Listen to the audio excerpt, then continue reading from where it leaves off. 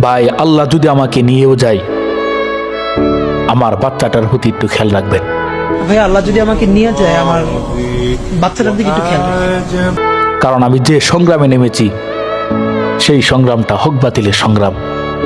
যুগে যুগে যারা বাতিলের বিরুদ্ধে যারা সংগ্রাম করেছে, যারা সত্য কথা বলেছে, যারা ইনসাফ কায়েম করতে চেয়েছে, তাদের কাউকে শহীদ হতে হয়েছে, আবার তাদের মধ্যে থেকে কাউকে জেল কাটতে হয়েছে।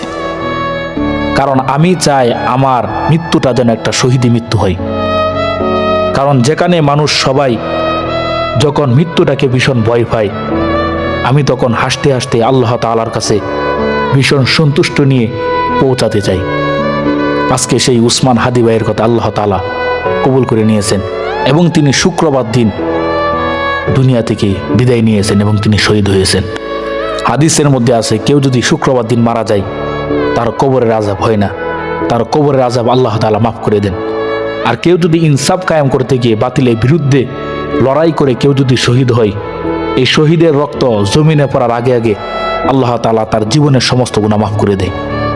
আল্লাহ তাআলা যেন শহীদ উসমান হাদি ভাইকে জান্নাতের উচ্চ মাকাম দান করেন এবং তিনি গোটা বিশ্বের মানুষের চোখের মধ্যে তিনি পানি বয়ে আনলেন।